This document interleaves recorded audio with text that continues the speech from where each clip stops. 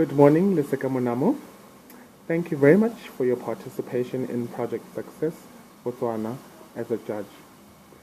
First and foremost, please tell us how you came about to be the Leseka Monamo you are today. Well, I'm actually Leseka Monamo-Mukokomani. Congrats!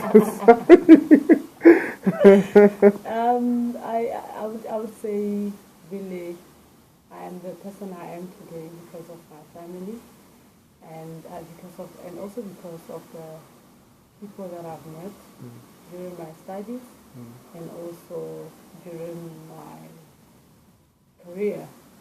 I think these have to a large extent defined the kind of person I am. To what extent do you think education goes insofar as career, personal development, as well as, your knowledgeability in your profession?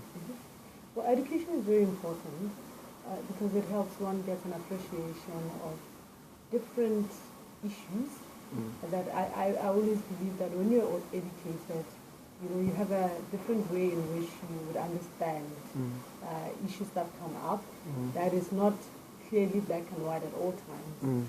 So I would say, for everybody, you need to make sure that at all times you are educated. Education doesn't necessarily mean the academic qualifications that you have. There's many ways in which one can be educated, even by people that they live with every day. So and this actually brings about to a concern that we have, is that, usually people who are educated aren't necessarily learned, so to speak.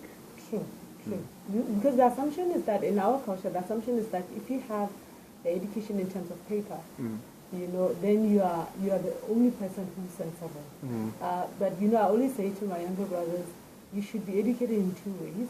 There's the academic part and the streetwise education. So you need to understand what it is that you can do with the formal qualification that you have, but also understand what is life and how does society act and what do you need for you to survive in different scenarios. Actually, when talking about society, usually that's when we come into the picture of someone contributing in some way.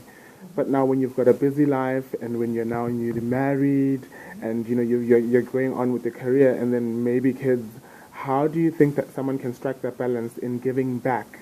Are there different ways, or is it only merely just through funding or donating like a lot of people do? Personally, I don't necessarily believe in funding. I think the contribution that one can make is on helping people help themselves.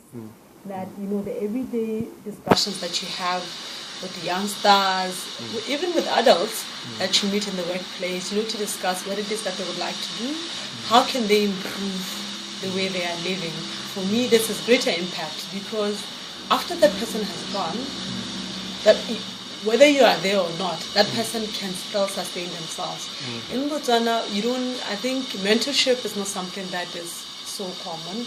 It is reserved for learned people, people who lived in European countries. But my experience is that if you have somebody who has the patience to mentor you, you can go places.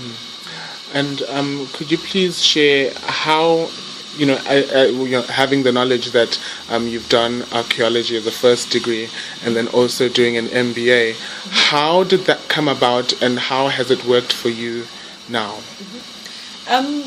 When we were selecting our majors at university, I actually wanted to do archaeology and anthropology, but sociology was in a different faculty, and hence I ended up taking English and archaeology. I think I've heard people saying there was a very weird combination.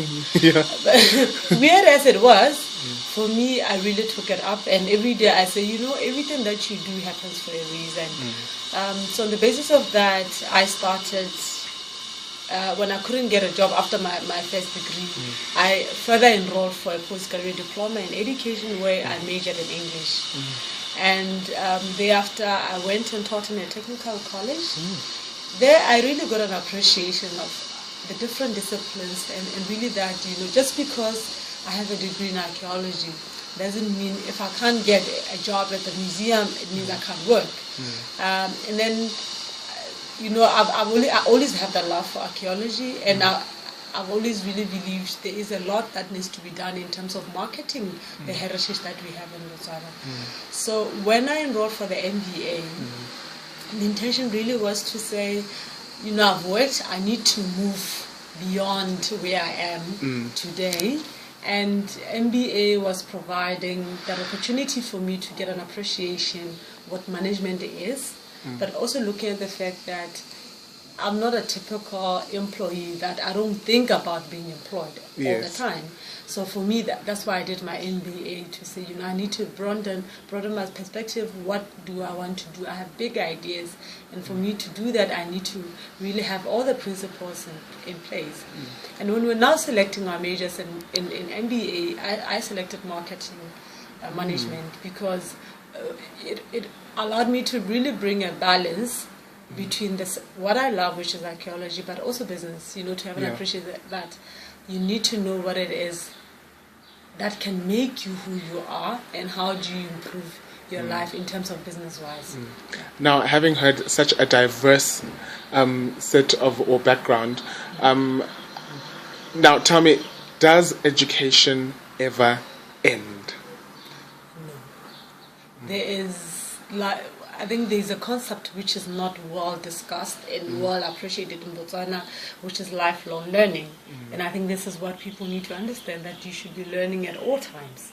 Continue to be learning, and not necessarily, like I said, not necessarily going to school at all times. But every process, you need to understand this is a learning process for me. And then when you look at qualifications, there's always need for you to improve. Because technology is changing. There are new ways of doing it. So you need to make sure that at all times you have an appreciation what has improved and what it is that I know. And not only that, how can I be part of the process that allows the change and improvement in the education and training sector. Fantastic.